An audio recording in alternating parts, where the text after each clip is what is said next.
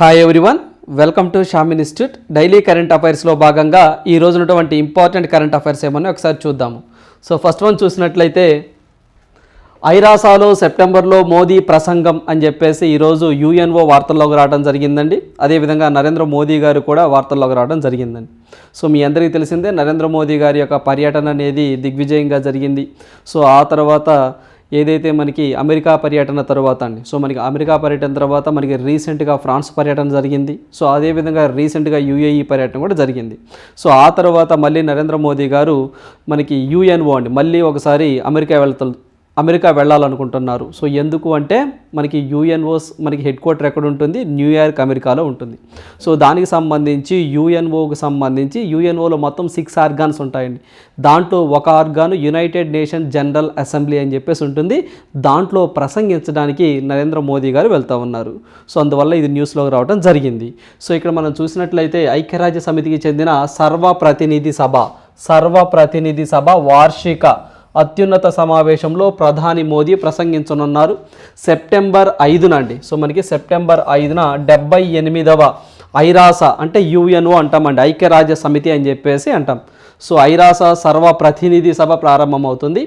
నేతలు సుస్థిరాభివృద్ధి లక్ష్యాలపై సదస్సు, పర్యావరణ లక్ష్యాలపై సదస్సు, సాధారణ చర్చ, సో ఇలా పలు కార్యక్రమాల్లో పాల్గొనున్నారు అని చెప్పేసి మనకి ఈరోజు కరెంట్ ఈవెంట్లో రావడం జరిగిందండి.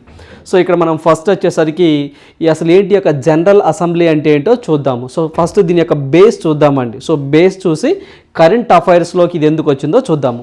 సో మీ అందరికీ తెలిసిందే యుఎన్ఓ, యునైటెడ్ నేషన్ ఆర్గనైజేషన్ అని చెప్పేసి. సో ఇది 2వ ప్రపంచ యుద్ధం అయిపోయిన తర్వాత ప్రపంచ శాంతిని నెలకొల్పడం కోసం దీన్ని ఏర్పాటు చేయడం జరిగిందండి. సో మీ అందరికీ తెలిసిందే మొదటి ప్రపంచ యుద్ధం జరిగిన తర్వాత మనకి నానాజాతి సమితి అని చెప్పేసి అంటామండి. సో మన లీగ్ ఆఫ్ నేషన్ అని చెప్పేసి ఏర్పడటం జరిగింది శాంతి కోసం. కానీ అది కొంత ఫెయిల్ అయింది. ఆ తర్వాత 2వ ప్రపంచ యుద్ధం జరిగిన తర్వాత మనకి యుఎన్ఓని ఎస్టాబ్లిష్ చేయడం జరిగిందండి ప్రపంచ శాంతి కోసము.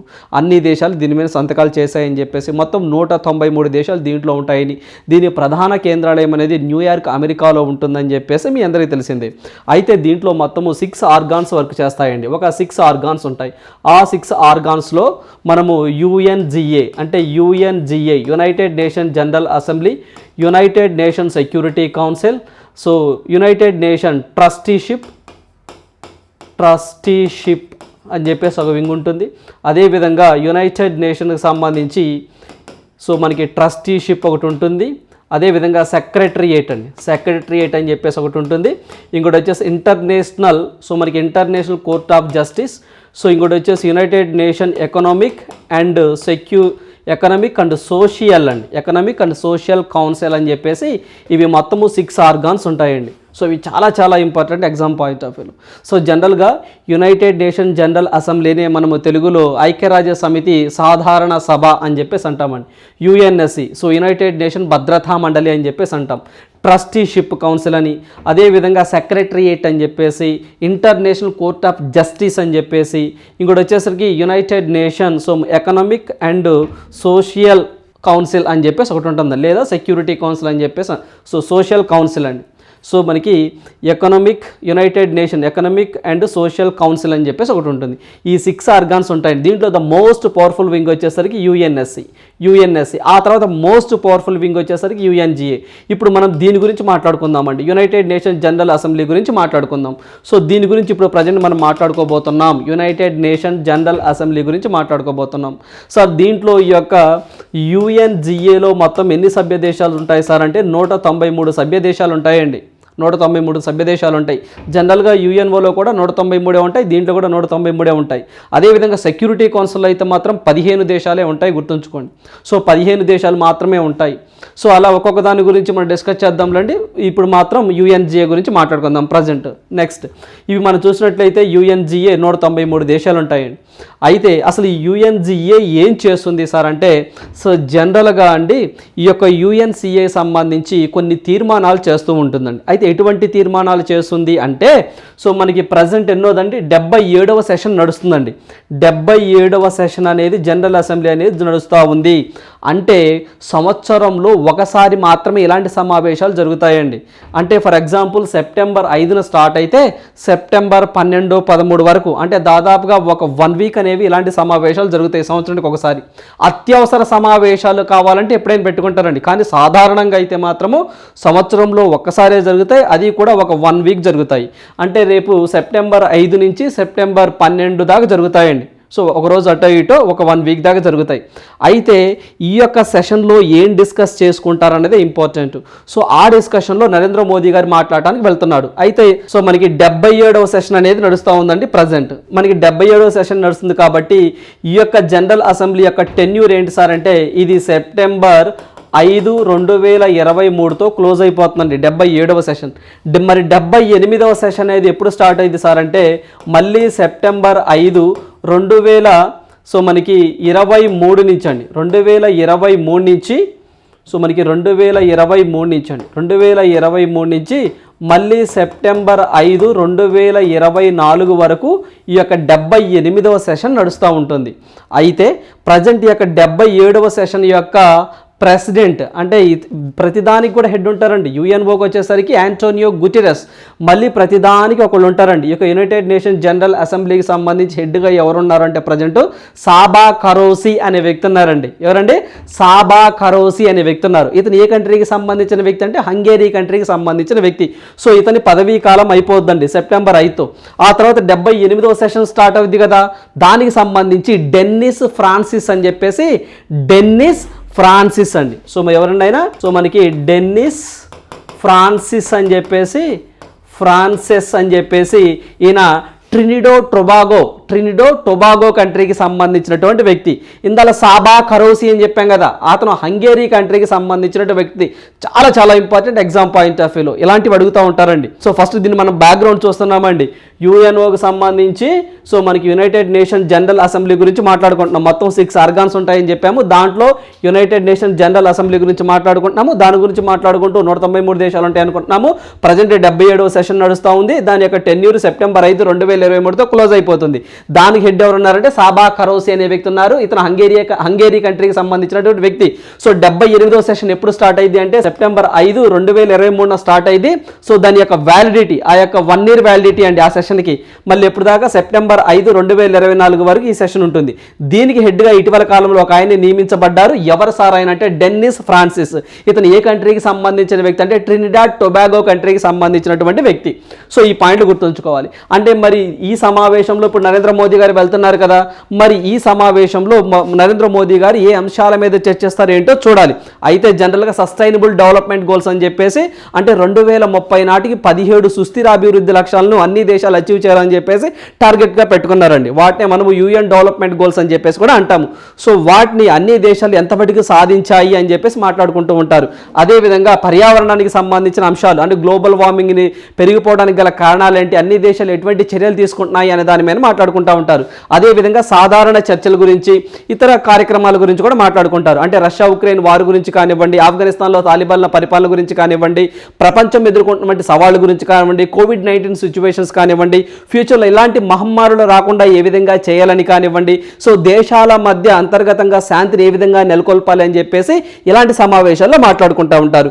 అయితే సాధారణంగా మనకి యునైటెడ్ నేషన్ జనరల్ అసెంబ్లీ ఏం చేస్తుంది ఈ క్రింది ఇచ్చిన ఆప్షన్స్లో అని చెప్పేసి మనకి తెలంగాణకు సంబంధించినటువంటి గ్రూప్ 1 ఎగ్జామ్లో అడిగారండి ఫస్ట్ టర్మ్ జరిగినప్పుడు. సో అందువల్ల అసలు వీటి యొక్క లక్ష్యాలు ఏంటి స్టాండర్డ్గా కొన్ని ఉంటాయండి. యునైటెడ్ నేషన్ జనరల్ అసెంబ్లీ యొక్క సాధారణ కొన్ని లక్ష్యాలు ఉంటాయి. వాటిలో కొన్ని చూద్దామండి. ఏంటంటే యుఎన్ఓ అంటే మనకి United Nation Organization secretary general Antonio Guterres ఉన్నారు కదా, ఈ యొక్క యుఎన్ఓ సెక్రటరీ జనరల్ నియమించేది ఎవరు అంటే మనం ఎవరు నియమిస్తారు అంటే ఇక్కడ మీరు చూసినట్లయితే United nation security council recommendation ప్రకారము యునైటెడ్ నేషన్ జనరల్ అసెంబ్లీ వాళ్ళు ఎన్నుకుంటారు. సో ఈ పాయింట్ చాలా చాలా ఇంపార్టెంట్ అండి. యుఎన్ఓ సెక్రటరీ జనరల్ను ఎవరు నియమిస్తారండి? సో ఎవరు నియమిస్తారు సార్ అంటే United nation security council recommendation ప్రకారము రికమెండేషన్ ప్రకారము యునైటెడ్ నేషన్ జనరల్ అసెంబ్లీ ఆ యొక్క సర్వసాధారణ సభ ఆమోద ముద్ర వేస్తుంది. Point number 1. సో ఆ పాయింట్ ఒకటి గుర్తుంచుకోండి బేసిక్గా. సో ఫస్ట్ ఏంటంటే సో ఏదైతే మనకి యుఎన్ఓ సెక్రటరీ జనరల్కి సంబంధించినటువంటి ఏదైతే సెక్రటరీ జనరల్ పోస్ట్ నిర్ణయించేది యుఎన్జిఏ, అదేవిధంగా బడ్జెట్ను కూడా ఇది తీర్మానం చేస్తుందండి, బడ్జెట్ను ఆమోదిస్తుందండి. అంటే బడ్జెట్ అంటే ఎంతెంత ఖర్చు పెట్టాలి ఏంటి అంటే యుఎన్ఓకి కూడా కొంత ఫండ్ ఉంటుందండి. ఆ ఫండ్ను కూడా ఆ బడ్జెట్ను కూడా ఆమోదించడం ఈ యొక్క యునైటెడ్ నేషన్ జనరల్ అసెంబ్లీ యొక్క పని. అదేవిధంగా ఏదైతే మనకి యుఎన్ఎస్సి అంటే భద్రతా మండలిలో కొత్త సభ్య దేశాలనండి, అంటే మనకి నాన్ టెంపరీ అంటే టెంపరీగా ఉంటాయి చూసారండి 10 సభ్య దేశాలు, అలాంటి వాటి ఎన్నిక అనేది యునైటెడ్ నేషన్ జనరల్ అసెంబ్లీ చేపడుతుందండి. సో ఇలాంటివి ఎగ్జామ్లో అడుగుతూ ఉన్నారండి. సో ఇదొకటి. అంటే యునైటెడ్ నేషన్ సెక్యూరిటీ కౌన్సిల్లో తాత్కాలిక సభ్య దేశాలను ఎన్నుకోవటం అనేది ఎవరి బాధ్యత అంటే యునైటెడ్ నేషన్ సో మనకి జనరల్ అసెంబ్లీ బాధ్యత అని చెప్పేసి గుర్తుంచుకోవాలి. అదేవిధంగా అంతర్జాతీయ చట్టాలను కూడా చేస్తుందండి. సో అంతర్జాతీయంగా కొన్ని చట్టాలను కూడా చేస్తూ ఉంటుంది. సో అదేవిధంగా ఏవైనా యుఎన్ఓలోకి కొత్త దేశాలను చేర్చుకోవాలన్నా లేదా ఉన్నని కొన్ని దేశాలను తొలగించాలి అన్నా కూడా యునైటెడ్ నేషన్ జనరల్ అసెంబ్లీలో జరుగుతుంది. అయితే 2/3 ఓటింగ్ మెజారిటీతో సో మనకి ఆమోదిస్తుంది ఈ యొక్క United nation general assembly. So ఈ పాయింట్స్ చాలా చాలా ఇంపార్టెంట్ అండి. ఇంకొకసారి చెప్తాను, సో జాగ్రత్తగా వినండి. సో ఏదైతే మనకి యుఎన్ఓ యునైటెడ్ నేషన్ ఆర్గనైజేషన్కి సంబంధించి సెక్రటరీ జనరల్ ఎవరైతే ఉంటారో ఆ సెక్రటరీ జనరల్ను ఎవరు నియమిస్తారు, ఎవరు ఎన్నుకుంటారు సార్ అంటే యునైటెడ్ నేషన్ సెక్యూరిటీ కౌన్సిల్ యొక్క రికమెండేషన్ ప్రకారము యునైటెడ్ నేషన్ జనరల్ అసెంబ్లీ ఆమోద ముద్ర వేస్తుంది. నెక్స్ట్ బడ్జెట్ను రూపొందిస్తుంది. ఏదైతే మనకి ఏవైతే కొన్ని శాంతి సేనలు అంటే కొంత మిలిటరీ కూడా యుఎన్ఓ కింద పనిచేస్తూ ఉంటుందండి, వాడికి స్పెండింగ్ ఖర్చు అవుతుంది కదా. సో అలాంటి బడ్జెట్ని ఎంత ఖర్చు పెట్టాలి ఏంటి అని చెప్పేసి ఆ బడ్జెట్ను ఆమోద ముద్ర వేసేది ఎవరు అంటే యునైటెడ్ నేషన్ జనరల్ అసెంబ్లీ. అదేవిధంగా సెక్యూరిటీ కౌన్సిల్లో తాత్కాలిక సభ్య దేశాలను ఎన్నుకునే అధికారం ఎవరికి ఉంటుందంటే జనరల్ అసెంబ్లీకే ఉంటుంది. అదేవిధంగా అంతర్జాతీయంగా కొన్ని చట్టాలను కూడా చేస్తుంది. దానితో పాటుగా ఏదైతే యుఎన్ఓలో కొత్త దేశం చేరాలన్నా తొలగించాలి అన్నా దీంట్లో సమావేశం పెట్టి 2/3 మెజారిటీతో ఆమోద ముద్ర వేస్తుంది. ఇవన్నీ కూడా యునైటెడ్ నేషన్ జనరల్ అసెంబ్లీ చేసే పనులు. మొత్తం 193 దేశాలు ఉంటాయి. ఈ యొక్క యునైటెడ్ నేషన్ జనరల్ అసెంబ్లీ యొక్క టెన్యూర్ 1 ఇయర్ గుర్తుంచుకోండి. సో దీంట్లో రేపు సెప్టెంబర్ 5న నరేంద్ర మోదీ గారు మాట్లాడడానికి వెళ్తా ఉన్నారు. ఫస్ట్ బ్రెజిల్ కంట్రీ వాళ్ళు మాట్లాడతారు, తర్వాత అమెరికా కంట్రీ వాళ్ళు మాట్లాడతారు, సో ఆ తర్వాత నరేంద్ర మోదీ గారు మాట్లాడతారు. ఆ తర్వాత ఉక్రెయిన్ హీరో జెలెన్స్కీ గారు కూడా ఈ యొక్క సమావేశానికి రానున్నారు, ఆయన కూడా ఈ యొక్క సమావేశంలో మాట్లాడతారు అని చెప్పేసి యునైటెడ్ నేషన్ జనరల్ అసెంబ్లీ వాళ్ళు చెప్తా ఉన్నారు. సో అందువల్ల ఈ కాన్సెప్ట్ అంతా మనం గుర్తుంచుకోవాలండి, ఈ కాన్సెప్ట్ అంతా మనం ఖచ్చితంగా గుర్తుంచుకోవాలి. సో వీటితో పాటు ఇక్కడ మనం చూసినట్లయితే ఇటీవల కాలంలో ఈ 78వ సో మనకి యునైటెడ్ నేషన్ జనరల్ అసెంబ్లీ ప్రెసిడెంట్గా మనకి డెన్నిస్ ఫ్రాన్సిస్ అనే వ్యక్తి వచ్చారు. ఇతను ట్రినిడాడ్ టొబాగో కంట్రీకి సంబంధించినటువంటి వ్యక్తి. Right. So next current affair చూసినట్లయితే సో మనకి ఎన్సిఎస్సి అండి, అంటే నేషనల్ కమిషన్ ఫర్ సో మనకి షెడ్యూల్డ్ క్యాస్ట్ చైర్పర్సన్ ఎవరైతే ఉన్నారో మనకి విజయ్ సాంప్లా గారు రాజీనామా చేయడం జరిగిందండి. సో అందువల్ల అయితే న్యూస్లో రావడం జరిగిందండి. సో ఇటీవల కాలంలో చూసినట్లయితే ఎస్సీ ఎస్టీ ఓబీసీ కమిషన్లు అనేవి తరచుగా వార్తల్లోకి వస్తున్నాయి. సో ఈ యొక్క ఏదైతే మనకి నేషనల్ కమిషన్ ఫర్ ఎస్సీ ఉంటారో దానికి చైర్మన్గా ఉన్నటువంటి వ్యక్తి విజయ్ సాంప్లా గారు తన పదవికి రాజీనామా చేశారండి కొంత వ్యక్తిగత కారణాల వల్ల. దీంట్లో భాగంగానే ఎస్టీ కమిషన్ కూడా వెరీ రీసెంట్గా కూడా రిజైన్ చేయడం జరిగిందండి. ఆ రెండు కూడా ప్రజెంట్ ఆ పోస్టులు ఖాళీగా ఉండడం జరిగింది. అయితే దీనికి సంబంధించి మనం చూసినట్లయితే దీని బ్యాక్గ్రౌండ్ ఒకసారి చూద్దామండి. దీని బ్యాక్గ్రౌండ్ ఒకసారి చూసినట్లయితే బాగా గుర్తుంచుకోండి. సో ఎస్సీ కమిషన్ కానివ్వండి, ఎస్టీ కమిషన్ కానివ్వండి, ఓబీసీ కమిషన్ కానివ్వండి, it is a constitutional bodies. ఇవన్నీ కూడా రాజ్యాంగబద్ధ సంస్థలండి. చాలా ఎగ్జామ్లో కూడా ఇలాంటి బాడీస్ కింద ఆప్షన్స్లో ఇచ్చి ఈ క్రింది వాటిలో రాజ్యాంగబద్ధ సంస్థ ఏంటి లేదా చట్టబద్ధ సంస్థ ఏంటి అని ఇలా ఎగ్జామ్లు అడుగుతున్న సందర్భాలు ఉన్నాయి. సో అందువల్ల ఎస్సీ ఎస్టీ బీసీ అంటే ఓబీసీ కమిషన్ ఇవన్నీ కూడా రాజ్యాంగబద్ధ సంస్థలు అని చెప్పేసి గుర్తుంచుకోండి. సో ఇక్కడ మనం చూసినట్లయితే national commission, so national commission on so మనకి షెడ్యూల్డ్ క్యాస్ట్ అని చెప్పేసి అంటామండి. National commission for scheduled caste అని చెప్పేసి అంటాం. సో ఇది ఏ మినిస్ట్రీ కింద పనిచేస్తాం సార్ అంటే ministry of social justice and empowerment అండి. చాలా చాలా ఇంపార్టెంట్. ఏ మినిస్ట్రీ కింద పనిచేస్తుందంటే ministry of social justice and empowerment ministry కింద పనిచేస్తూ ఉంటుంది. సో అదేవిధంగా ఆర్టికల్ 338 తెలుపుతుందండి. ఇందులో మనం చెప్పుకున్నామా ఇవి రాజ్యాంగబద్ధ సంస్థలని, మరి రాజ్యాంగబద్ధ సంస్థలు కాబట్టి ఏ ఆర్టికల్ తెలుపుతుంది వీటి గురించి అంటే ఆర్టికల్ 338 తెలుపుతుంది ఎస్సీ కమిషన్ గురించి. అదేవిధంగా ఆర్టికల్ 338A అయితే మాత్రము షెడ్యూల్డ్ ట్రైబ్స్ గురించి తెలుపుతుందండి. సో ఆ వేరియేషన్ గుర్తుంచుకోండి. సో మనకి ఏదైతే ఆర్టికల్ 338A అయితే మాత్రం ఎస్టీల గురించి చెప్తుంది, అంటే షెడ్యూల్డ్ ట్రైబ్స్ అని చెప్పేసి అంటాం. అదేవిధంగా ఎస్సీ అయితే మాత్రం 338 ఆర్టికల్ తెలుపుతుంది. ఈ రెండు కూడా కాన్స్టిట్యూషనల్ బాడీస్ అని గుర్తుంచుకోండి. ప్రజెంట్ సార్ మనకి ఎవరున్నారు, ఎవరైతే మనకి ఎస్సీ కమిషన్ అంటే ఎస్సీ మినిస్ట్రీ ఇది మనం చూసినట్లయితే మనకి వీరేంద్ర కుమార్ కార్తిక్ అని చెప్పే వ్యక్తి ఉన్నారండి. సో అదేవిధంగా ప్రజెంట్ సో మనకి వైస్ చైర్మన్గా ఎవరున్నారు, వైస్ చైర్మన్గా ఎస్సీ కమిషన్కి ఎవరున్నారంటే అరుణ్ హాల్దార్ అనే వ్యక్తి ఉన్నారండి. సో మనకి అరుణ్ హాల్దార్ అనే వ్యక్తి ఉన్నారు, గుర్తుంచుకోండి. So this is all about SC commission. So మనకి ఎస్సీ కమిషన్ సంబంధించి సో మనకి విజయ్ సాంప్లా గారు రాజీనామా చేయడం జరిగిందండి. ఇతను బీజేపీ పార్టీకి సంబంధించినటువంటి వ్యక్తి. సో మీ అందరికీ తెలిసిందేనండి. సో ఇతను కొన్ని వేరే పనులు చెప్పడం వల్ల ఇతను రిజైన్ చేశారు అని చెప్పేసి అన్నారు. సో ఇటీవల కాలంలో మనం చూసినట్లయితే ఇప్పుడు ఎస్సీ అండి, దీని ఇప్పుడు ఎస్టీ గురించి మాట్లాడుకుందామండి. సో మన ఎస్టీ గురించి చూసినట్లయితే సో మనకి ప్రజెంట్ అండి ఎస్టీ కమిషన్ చైర్మన్గా అర్జున్ మోండా ఏదైతే మనకి ఎస్టీ మినిస్ట్రీగా ఎవరు ఉన్నారంటే అర్జున్ మోండా అనే వ్యక్తి ఉన్నారు. సో ఇటీవల కాలంలో మనం చూసినట్లయితే హర్ష చౌహాన్ అనే వ్యక్తి అండి. సో మనకి చౌహాన్ అనే వ్యక్తి రిజైన్ చేయడం జరిగిందండి ఎస్టీ కమిషన్గా. సో ఇతను మధ్యప్రదేశ్ రాష్ట్రానికి సంబంధించినటువంటి వ్యక్తి, మీ అందరికీ తెలిసిందే. ఇటీవల కాలంలో రిజైన్ చేయడం జరిగింది. సో మరి ఇటీవల కాలంలో ఆంధ్రప్రదేశ్కు సంబంధించి ఎస్టీ కమిషన్కి హెడ్గా ఒక ఆయన వచ్చారండి, శంకర్రావు గారు అని చెప్పేసి మీరు కరెంట్ అఫైర్స్లో చదివే ఉంటారండి. శంకర్రావు గారు మన ఏపీకి సంబంధించి ఎస్టీ కమిషన్ చైర్మన్ అండి, ఆంధ్రప్రదేశ్కి సంబంధించి. సో ఆయన వచ్చేసరికి శంకర్రావు గారు అండి. సో మనకి శంకర్రావు గారు రావడం జరిగింది. సో ఈ పాయింట్ అవుట్ గుర్తుంచుకోండి. సో అదే విధంగా ఓబీసీ కమిషన్ అండి. సో మనకి అదర్ బ్యాక్వర్డ్ క్యాస్ట్ అని చెప్పేసి అంటామండి. ఇది వచ్చేసరికి హన్సరాజ్ గంగారాం. సో మనకి గంగారాం అహీర్ అని చెప్పేసి ఒక ఆయన ఉన్నారండి. సో ఆయన ఉండటం జరిగింది. సో ఇప్పుడు ఏంటి మీరు బాగా గుర్తుంచుకోవాల్సింది, ఎస్సీ ఎస్టీ కమిషన్లు మారిపోయారు అంటే వాళ్ళ యొక్క పదవులను రిజైన్ చేశారు, కొత్త వాళ్ళు వస్తే అప్డేటెడ్గా ఉండాలి. అంటే ఎస్టీ కమిషన్ సంబంధించి హర్ష చౌహాన్ వెళ్ళిపోవడం జరిగిందండి, కొత్తగా ఎవరు రాలేదండి, పర్మనెంట్గా ఇంకా ఎవరు రాలేదు. తర్వాత ఈ రోజు వచ్చేసరికి ఎస్సీకి అండి, షెడ్యూల్ క్యాస్ట్ అని చెప్పేసి అంటాం. సో విజయ్ సాంప్లా గారు రాజీనామా చేయడం జరిగింది సెంట్రల్లో. మన స్టేట్లో అయితే మాత్రం ఎస్టీగా రీసెంట్గా మనకి ఎవరైతే శంకర్రావు అనే వ్యక్తి వచ్చారు. ఓబీసీ సెంటర్లో మాత్రం హన్సరాజ్ గంగారాం అహీర్ అనే వ్యక్తి ఉండడం జరిగింది. సో ఈ పాయింట్లు గుర్తుంచుకోండి, సరిపోతుంది. రైట్. సో నెక్స్ట్ వన్ చూద్దాం. సో నెక్స్ట్ వన్ చూసినట్లయితే సో మనకి ఆస్ట్రేలియా ఈరోజు మరోసారి వార్తల్లోకి రావడం జరిగిందండి. సో మనకి ఆస్ట్రేలియా అనేది కామన్వెల్త్ గేమ్స్ని మేము నిర్వహించలేము, మేము తప్పుకుంటున్నాము అని చెప్పేసి ఈరోజు న్యూస్లోకి రావడం జరిగిందండి. జనరల్గా 2026లో 2026లో కామన్వెల్త్ గేమ్స్ నిర్వహించేటువంటి బాధ్యత ఆస్ట్రేలియా తీసుకుందండి. సో మేము కండక్ట్ చేస్తామని బిడ్డింగ్ విన్ అయ్యారు. సో ఆ తర్వాత బడ్జెట్ అనేది బాగా పెరిగిపోయిందండి. ఆ బడ్జెట్ మేము భరాయించలేము అని చెప్పేసి మా వల్ల కాదు 2026లో ఈ యొక్క కామన్వెల్త్ గేమ్స్ నిర్వహించడం అని చెప్పి చెప్తున్నారు. సాధారణంగా కామన్వెల్త్ గేమ్స్ అనేవి ప్రతి 4 సంవత్సరాలకు ఒకసారి కండక్ట్ చేస్తూ ఉంటారు. అయితే మనకి లాస్ట్ ఇయర్ ఎక్కడ జరిగింది సార్ అంటే 2022లో బర్మింగ్హామ్లో జరిగిందండి. అంటే ఎక్కడుంది బర్మింగ్హామ్ అంటే దట్ ఈస్ బ్రిటన్. సో యూకేలో ఉందండి. సో మరి అంతకుముందు 2018లో అయితే మాత్రం ఆస్ట్రేలియాలోని గోల్డ్ కోస్ట్ నగరంలో జరిగింది. అంటే 18 తర్వాత 4 ఇయర్స్ తర్వాత మనకి యూకేలో జరిగిందండి. మళ్ళీ 2022 తర్వాత 4 ఇయర్స్ గ్యాప్ కాబట్టి 2026లో ఎక్కడ జరగాలి, ఆస్ట్రేలియాలో జరగాలి. కానీ ఆస్ట్రేలియా వాళ్ళు మేము నిర్వహించలేము అన్నారు, గుర్తుంచుకోండి. ఇటీవల కాలంలో 2026లో కామన్వెల్త్ క్రీడల్లో నిర్వహించకుండా ఏ దేశం అనేది తప్పుకుంది అని చెప్పేసి అడుగుతారండి. That is Australia. So Australia PM అనగానే యాంటోనిస్ ఆల్బనీస్ అనే వ్యక్తి ఉండడం జరిగింది. సో అదేవిధంగా ఇక్కడ మనకి ఎందుకు సార్ అంటే ఈ క్రీడలు అనేవి 12 డేస్ జరుగుతాయండి.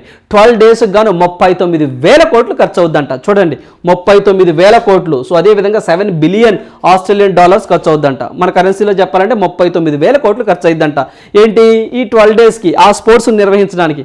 అంత అమౌంట్ మా దగ్గర లేవు అని చెప్పేసి ఆస్ట్రేలియా వాళ్ళు బయటికి రావడం జరిగిందండి. సో జనరల్గా ఏదైతే అంతకుముందు బిడ్డింగ్ విన్ అయినప్పుడు సో దగ్గరగా దీంట్లో ఆఫ్ అయినండి దగ్గరగా 19,000 రఫ్గా 19,000 నుంచి 17,000 ఆ చిల్లరగా ఉండేదండి అన్ని వేల కోట్లే. కానీ ఇప్పుడు దాని బడ్జెట్ పెరిగిందండి, ఖర్చులు ఎక్కువైపోయినాయి, అందువల్ల ఇంత అయినాయి కాబట్టి మేము భరాయించలేమని చెప్పేసి ఆస్ట్రేలియా వాళ్ళు చెప్తా ఉన్నారు. సో ఆ పాయింట్ ఒకటి గుర్తుంచుకోండి. సో మరి ఇక కొత్తగా ఏదైనా దేశం వచ్చి మేము నిర్వహిస్తామన్నాం అనుకోండి, సో ఆ దేశం పేరు కూడా మనం గుర్తుంచుకోవాలి. సో తొలగిపోయిన దేశము, మేము హోస్ట్ చేస్తామన్న దేశము. సో దీని మీద ఇంకా అప్డేట్ రావచ్చు. సో వస్తే ఖచ్చితంగా మన కరెంట్ అఫైర్స్లో అప్డేటెడ్గా ఉండాలి. రైట్. సో నెక్స్ట్ వన్ చూద్దాము. సో నెక్స్ట్ వన్ చూసినట్లయితే former Kerala CM Oommen Chandy passes away. So కేరళకి మాజీ ముఖ్యమంత్రి అండి, ఒకప్పుడు ముఖ్యమంత్రిగా చేసిన వ్యక్తి ఒమెన్ చాందీ అనే వ్యక్తి నిన్న చనిపోవడం జరిగింది. సో ఇతను కాంగ్రెస్ పార్టీకి సంబంధించిన వ్యక్తి అండి. సో ఇతను కాంగ్రెస్ పార్టీకి సంబంధించిన వ్యక్తి. ఇతను 2004 నుంచి అండి, సో మనకి 2004 నుంచి 2006 వరకు సీఎంగా చేస్తున్నారు. మళ్ళీ 2011 సంవత్సరం నుంచి 2016 వరకు కూడా సీఎంగా చేస్తున్నారు. అంటే మొత్తం 2 సార్లు సీఎంగా చేస్తున్నారండి. ఓవరాల్గా 7 ఇయర్స్ చేస్తున్నారండి ఇతను. సో అదేవిధంగా ఇతను నిన్న చనిపోవడం జరిగిందండి. సో ఈ టర్మ్ వెరీ వెరీ ఇంపార్టెంట్ అండి. ఇలాంటి వ్యక్తులు చనిపోయినప్పుడు ఇతను ఏ రాష్ట్రానికి సంబంధించిన వ్యక్తులు అంటే కేరళ, అందరికీ తెలుసండి. కొంచెం ఎగ్జామినర్ కష్టంగా అడగాలంటే ఇతను చనిపోయాడు కదా కేరళ రాష్ట్రానికి, ఏ టైంలో ఇతను కేరళకి సీఎంగా చేస్తున్నారని చెప్పేసి అడుగుతారు. సో ఫస్ట్ దఫా అయితే మాత్రం 2004 నుంచి 2006 వరకు చేస్తున్నారు. ఆ తర్వాత 2011 నుంచి 2016 వరకు చేస్తున్నారు. సో మొత్తము 7 ఇయర్స్ చేస్తున్నారు. సో ఇతను కాంగ్రెస్ పార్టీకి సంబంధించిన వ్యక్తి. సో ఇప్పుడు స్టార్టింగ్ నుంచి ఇతను ఏ పార్టీ కూడా మారలేదండి. సో మంచి పేరు తెచ్చుకున్నారు కాంగ్రెస్ పార్టీ నుంచి. మరి ఈయన చనిపోయాడు కాబట్టి కేరళకి ఇతను 4వ అత్యధిక కాలం పనిచేసినటువంటి సీఎంగా రికార్డుల్లోకి ఎక్కారండి. సో అంటే కేరళని అత్యధిక కాలంగా పరిపాలించినటువంటి ముఖ్యమంత్రుల జాబితాలో ఇతను 4వ ప్లేస్లో ఉన్నారు. మామూలుగా అయితే ఇతని గురించి మనం చదువుకోమండి, చనిపోయారు కాబట్టి ఇతను 4వ వ్యక్తిగా ఎక్కువ కాలం పరిపాలించిన, కేరళని పరిపాలించిన సీఎంగా రికార్డు ఉంది. సో ఆ రికార్డు కూడా మనం చదువుకోవాలి. సరే మరి 4వ వ్యక్తి అంటే మరి ఫస్ట్ 3 వ్యక్తులు కూడా తెలుసుకోవాలి కదా, వాళ్ళు ఎవరో చూద్దామండి. సో వాళ్ళు ఎవరో చూసినట్లయితే ఈకే, సో మనకి నాయనార్ అని చెప్పేసి, ఈకే నాయనార్ అని చెప్పేసి ఒక ఆయన ఉన్నారండి. ఇతను 4900 రోజులు పరిపాలించాడండి. సో ఆ తర్వాత కే కరుణాకరన్ అని చెప్పేసి ఇతను 3246 రోజులు పరిపాలించాడండి, సెకండ్ ప్లేస్లో ఉన్నాడు. తర్వాత వచ్చేసరికి అచ్యుత మీనన్ అని చెప్పేసి ఇతను వచ్చేసరికి 2640 రోజులు పరిపాలించాడండి. ఆ తర్వాత 4th ప్లేస్లో ఇతనేనండి, చాందీ గారండి. సో మరి 7 సంవత్సరాలు అన్నాం కదండి, ఒకవేళ డేస్లో అడిగితే మాత్రం 2459 రోజులు పరిపాలించాడండి కేరళని. సో అందువల్ల 4వ వ్యక్తిగా మనకి కేరళలో రికార్డు సృష్టించాడు ఇతను. అంటే ఎక్కువ రోజులు కేరళాన్ని పరిపాలించినటువంటి సీఎంగా 4వ ప్లేస్లో ఉన్నారు. సో 3 పేర్లు కూడా గుర్తుంచుకోండి, ఎందుకైనా మంచిది. ఇతను చనిపోయాడు కాబట్టి ఈ 3 పేర్లు కూడా గుర్తుంచుకోవాలండి. అలా కూడా అడుగుతారండి. సో ఇతను ఎన్నో సీఎం అంటే ఎక్కువ కాలం కేరళాన్ని పరిపాలించిన సీఎంలు ఎన్నో సీఎం, 3వ సీఎం, 2వ సీఎం, మొదటి సీఎం ఇలా అడుగుతూ ఉంటారు. సో అందువల్ల ఈ పాయింట్ కూడా మనం కవర్ చేయాలండి. అలాగే మనం చదివేటప్పుడే కొంత అనలిటికల్గా చదువుకుంటే ఇట్ ఈస్ బెటర్. సో అదేవిధంగా కేరళ అనగానే మీ అందరికీ తెలిసిందే, ఇటీవల కాలంలో సో ఇంటర్నెట్ వాడకాన్ని ప్రాథమిక హక్కుగా గుర్తించినటువంటి రాష్ట్రం కేరళ. జిఎస్టీ మీద సెస్ విధిస్తున్న రాష్ట్రం 1% కేరళ. అదేవిధంగా సొంత ఓటీటీ ప్లాట్ఫామ్ని కలిగి ఉన్న రాష్ట్రం కేరళ. అదేవిధంగా మనకి కేరళలోనే ఎర్వీకులం నేషనల్ పార్క్ అని చెప్పేసి ఉంటుంది. అక్కడ నీలకుంజిని ఫ్లవర్స్ అని చెప్పేసి ఇటీవల కాలంలో అంతరించిపోతున్నాయని చెప్పేసి న్యూస్లోకి రావడం జరిగిందని చెప్పేసి మనం కేరళ గురించి చదువుకోవాలి. అదేవిధంగా పొల్లంపార అనే ఒక గ్రామ పంచాయతీ ఫస్ట్ 100% డిజిటల్ లిటరసీ గ్రామ పంచాయతీగా వార్తల్లోకి వచ్చింది కేరళ. అదేవిధంగా మ్యాన్ హోల్స్ను శుభ్రం చేయడానికి బ్యాండీ కూట్ అనే స్కావెంజర్ అండి, ఒక రోబోని తయారు చేసింది, మొట్టమొదటిసారిగా అక్కడ ఉపయోగించింది కేరళ అని చెప్పేసి ఇటీవల కాలంలో కేరళ న్యూస్లోకి రావడం జరిగింది. సో కేరళకు సంబంధించి ఇటీవల కాలంలో మనము పినరన్ విజయ్ గారు కూడా ఎగ్ అండ్ మిల్క్ అనే ఒక స్కీమ్ని కూడా తీసుకురావడం జరిగిందండి. ఎవరైతే అంగన్వాడీ స్కూల్లో చదువుతున్న పిల్లలు ఎవరైతే ఉన్నారో వాళ్ళందరికీ కూడా న్యూట్రిషన్ లెవెల్స్ పెంచడానికి, ఎవరైతే మనకి 6 years లోపు ఉన్న పిల్లలందరికీ కూడా ఈ యొక్క ఎగ్ అండ్ మిల్క్ అనే స్కీమ్ ద్వారా, అంటే వీక్లీలో 1 week ప్రొవైడ్ చేస్తారు, 250 ml మిల్క్ ప్రొవైడ్ చేస్తారని చెప్పేసి ఆ స్కీమ్ని కూడా మనకి కేరళలో తీసుకురావడం జరిగింది. ఇవన్నీ కూడా ఇటీవల కాలంలో కేరళలో వార్తలు వచ్చినటువంటి విశేషాలు. రైట్. సో నెక్స్ట్ వన్ చూద్దాం. సో మనకి Madhya Pradesh government launches ambitious plan for 9000 CM rise schools. So మనకి సీఎం రైజ్ స్కూల్స్ అని చెప్పేసి మధ్యప్రదేశ్ ప్రభుత్వం మరోసారి వార్తల్లోకి వచ్చిందండి. సో మరోసారి వార్తల్లోకి అన్నాను అంటే మధ్యప్రదేశ్ ఇటీవల కాలంలో తరచూ ఎక్కువగా వార్తల్లోకి వస్తుందండి. సో ఏంటి సార్ అంటే ఇప్పుడు ప్రజెంట్ అయితే ఈ రోజు కరెంట్ అఫైర్స్ చూసినట్లయితే మనం ఇక్కడ clue point CM rise schools అని చెప్పి చెప్తున్నారు. ఎవరైతే ఆర్థికంగా వెనకబడి ఉన్నటువంటి పేద పిల్లలు ఉంటారో వాళ్ళకి క్వాలిటీ ఎడ్యుకేషన్ అందించాలనే ఉద్దేశంతో సీఎం రైజ్ స్కూల్స్ని మేము తీసుకొస్తున్నాము అని చెప్పి చెప్తుంది అక్కడ రాష్ట్ర ప్రభుత్వం. సో అందువల్ల మొత్తం ఎన్ని స్కూల్స్ను ప్రారంభించారు అంటే సో మనకి 9,000 స్కూల్స్ అని చెప్పేసి గుర్తుంచుకోండి. 9,000 స్కూల్స్ అండి. మనకి ఇది మన షాజహాపూర్ అండి. సో మనకి షాజహాపూర్ డిస్టిక్లో, సో ఈ యొక్క షాజహాపూర్ డిస్టిక్లో గుల్నా అని చెప్పేసి అంటే గులానా, సో మనకి గులానా అనే విలేజ్లో ఈ స్కీమ్ని ప్రారంభించడం జరిగింది. సో ఎవరైతే మధ్యప్రదేశ్ ఏమున్నారో శివరాజ్ సింగ్ చౌహాన్ గారు ఈ యొక్క స్కీమ్ని ప్రారంభించడం జరిగింది. ఎవరైతే పేద పేదలు ఉంటారో అలాంటి పిల్లలకి క్వాలిటీ ఎడ్యుకేషన్ అందించాలనే ఉద్దేశంతో ఈ స్కూల్స్ని తీసుకురావడం జరిగింది. ఇది స్టేట్ గవర్నమెంట్కి సంబంధించింది. సో ఇటీవల కాలంలో మధ్యప్రదేశ్ గురించి మనం చూసినట్లయితే మధ్యప్రదేశ్కి సంబంధించి ఏదైతే మనకి సీఎం గారు ఉన్నారో ఆయన యొక్క పుట్టినరోజు సందర్భంగా 65వ పుట్టినరోజు సందర్భంగా ఆయన ఒక స్కీమ్ లాంచ్ చేయడం జరిగిందండి. లాడ్లీ బెహనా యోజన అనే స్కీమ్ని కూడా ప్రారంభించడం జరిగింది. ఈ లాడ్లీ బెహనా స్కీమ్ యోజన భాగంగా ఎవరైతే మనకి పూర్ ఉమెన్ ఉంటారో అక్కడ మనకి మధ్యప్రదేశ్ రాష్ట్రంలో వాళ్ళ అకౌంట్లోకి 1000 రూపీస్ అనేవి వేయడం జరుగుతుందని చెప్పేసి న్యూస్ రావడం జరిగిందండి. సో మనకి 1000 రూపీస్ పర్ మంత్ వాళ్ళ అకౌంట్లోకి వేస్తారు అని చెప్పేసి లాడ్లీ బెహనా యోజన అనే స్కీమ్ని తీసుకురావడం జరిగింది. అదేవిధంగా ఇటీవల కాలంలో కునో నేషనల్ పార్క్ అని చెప్పేసి వార్తలు రావడం జరిగిందండి. 8వ చీతా కూడా ఇటీవల మరణించిందని చెప్పేసి, ఇప్పటి వరకు మొత్తము చీతాస్ 8 చనిపోయినాయని చెప్పేసి కునో నేషనల్ పార్కులో ఇటీవల న్యూస్లో రావడం జరిగిందండి. ఈ కునో నేషనల్ పార్క్ కూడా మధ్యప్రదేశ్లోనే ఉంది. మధ్యప్రదేశ్లో ఇదే కదండి, బంధవ్గర్ నేషనల్ పార్క్, పన్నా నేషనల్ పార్క్, అదేవిధంగా వనవిహార్ నేషనల్ పార్క్, పెంచ్ నేషనల్ పార్క్ ఇవన్నీ కూడా ఉన్నాయి. లాస్ట్గా మొత్తం మన భారతదేశంలో బయోస్ఫియర్ రిజర్వ్స్ 18 ఉన్నాయి. లాస్ట్ బయోస్ఫియర్ అనేది Panna biosphere reserve, that is located in Madhya Pradesh. So ఆ యొక్క పన్నా రిజర్వ్ కూడా ఈ యొక్క పన్నా బయోస్ఫియర్ రిజర్వ్ ఏదైతే ఉంటుందో 18వ దానిగా గుర్తించారు కదండి, అది కూడా మనకి మధ్యప్రదేశ్లోనే ఉంది. అదేవిధంగా ఎన్ఆర్ఐ డే అని చెప్పి చెప్పుకుంటామండి, అంటే ప్రవాస భారతీయ సమ్మాన్ డే అని చెప్పేసి మనకి జనవరి 9 నుంచి 10 మధ్య కాలంలో కూడా మధ్యప్రదేశ్లోనే జరగడం జరిగింది. అదేవిధంగా ధర్మదమ్మ కాన్ఫరెన్స్ అని చెప్పేసి కూడా మధ్యప్రదేశ్లోనే జరగడం జరిగింది. అదేవిధంగా ఎంబీబీఎస్ కోర్సుని మొట్టమొదటిసారిగా హిందీ భాషలోకి ప్రవేశపెట్టిన రాష్ట్రం కూడా దట్ ఈస్ మనకి మధ్యప్రదేశ్ అని చెప్పేసి వార్తల్లో రావడం జరిగింది. అదేవిధంగా మధ్యప్రదేశ్ అనగా ఇటీవల కాలంలో మనకి ఏదైతే మధ్యప్రదేశ్ సీఎం శివరాజ్ సింగ్ చౌహాన్ ఉన్నారో ఆయన యొక్క కుమారుడు పేరు మీదగానే ఇటీవల కాలంలో మనకి బుద్నా పార్క్ అని, బుద్నా ఒక నియోజకవర్గంలో నెహ్రూ పార్క్ అని చెప్పేసి ఒక పార్క్ ఉందండి. సో ఆ నెహ్రూ పార్క్ కి వాళ్ళ యొక్క కుమారుడు పేరు ఎవరైతే ఉన్నారో సో మనకి కార్తికేయ సింగ్ చౌహాన్ అని చెప్పేసి ఉన్నారండి. కార్తికేయ సింగ్ చౌహాన్ అని చెప్పేసి ఇటీవల కాలంలో ఆ యొక్క నెహ్రూ పేరు మార్చారని చెప్పేసి కరెంట్ అఫైర్స్ లో రావడం జరిగిందండి. ఇవన్నీ కూడా మధ్యప్రదేశ్లో ఇటీవల కాలంలో వార్తల్లో ఉన్నటువంటి current affairs. Right, so next one చూద్దాం. సో నెక్స్ట్ వన్ చూసినట్లయితే సో ఒక ఫెస్టివల్ వార్తల్లోకి రావడం జరిగిందండి. సో ఏంటి సార్ ఈ ఫెస్టివల్ అంటే చాచిన్ గ్రేజింగ్ ఫెస్టివల్ అండి. సో మనకి చాచిన్ గ్రేజింగ్, చాచిన్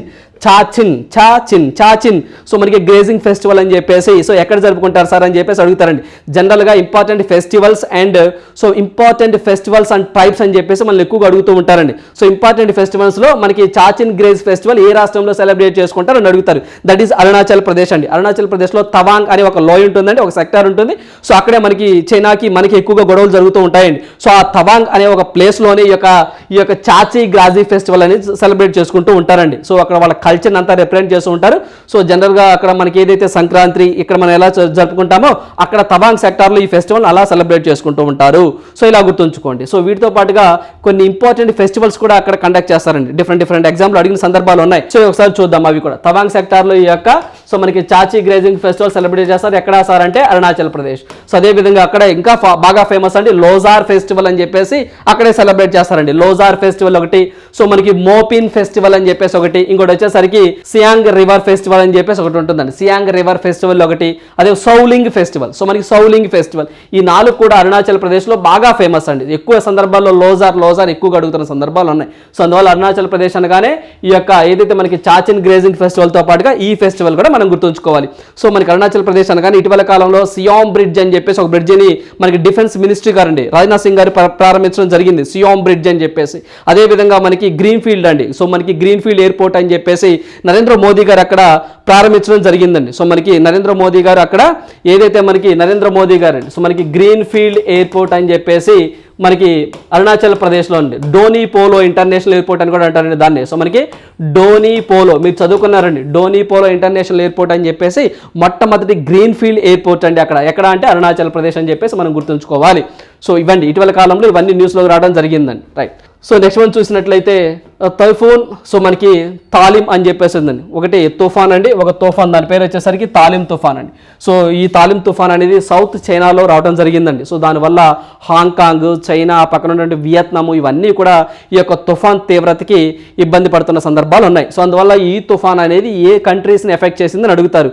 బాగా గుర్తుంచుకొని హాంకాంగ్. సో ఇంకొంచెం అడిగితే వియత్నాం అని కూడా గుర్తుంచుకోండి. ఇది సౌత్ చైనాలో ఈ యొక్క తుఫాన్ రావడం జరిగిందండి. సో ఈ యొక్క తాలిం అని పేరు పెట్టింది ఎవరు ఈ తుఫాన్కి అని చెప్పేసి కూడా అడుగుతారండి. So that is Philippine country చాలా చాలా ఇంపార్టెంట్ అండి. సో ఇలా ఏమైనా తుఫాన్లకు పేరు పెడితే ఏ కంట్రీ వాళ్ళు పెట్టారని చెప్పేసి అదొక పాయింట్. ఈ తుఫాన్ వల్ల ఏ దేశాలు తీవ్రంగా నష్టపోయాయని చెప్పేసి ఇలా కూడా అడగొచ్చు. సో అందువల్ల ఈ యొక్క తాలిం తుఫాన్ వల్ల హాంకాంగ్, వియత్నాం, సో మనకి చైనా అనేది బాగా ఎఫెక్ట్ అవుతాయండి. ఎక్కువగా ఇది సౌత్ సీలో ఈ యొక్క తుఫాను ఎరప్ట్ అవడం జరిగింది. సో అదే విధంగా నేమ్ ఇచ్చింది ఎవరు అంటే ఫిలిప్పైన్ కంట్రీ అండి. సో ఫిలిప్పైన్స్ లో మనకి ఫిలిప్నో అనే పదం నుంచి వచ్చిందండి. ఫిలిప్నో అనే పదం వచ్చింది. ఫిలిప్నో అంటే పదం ఏంటి అంటే షార్ప్ అని చెప్పేసి అంటాం. సో ఆ పదం నుంచే ఈ యొక్క తాలిం అనేది వచ్చిందండి. సో మనకి తాలింపు కాదండి, తాలింపులు వేరండి. మన ఇంట్లో వేసుకుంటే తాలింపులు, ఆ తాలింపులు కాదండి, ఇది తాలిం అండి. సో ఇది వేరండి. సో అందువల్ల దీన్ని ఆల్రెడీ ఈ యొక్క తాలిం అనేది ఆల్రెడీ గతంలో 3 సార్లు వచ్చిందండి. 2005లో వచ్చింది, 2012లో వచ్చింది, 2017లో వచ్చింది, ఇప్పుడు మళ్ళీ 2023లో కూడా వచ్చింది. మొత్తం 4 సార్లు ఈ యొక్క తుఫాన్ అనేది ఎఫెక్ట్ అవ్వడం జరిగింది. ఆ పాయింట్ కూడా గుర్తుంచుకోండి. ఎప్పుడంటే 2005, 12, 17, 23 మొత్తం 4 సార్లు రావడం జరిగింది. 4 సార్లు కూడా మనకి ఏదైతే మనకి సౌత్ చైనా సీలోనే రావడం జరిగింది. అప్పుడు కూడా ఎక్కువగా మనకి చైనా, హాంకాంగ్ ఎక్కువగా ఎఫెక్ట్ అవ్వడం జరిగింది.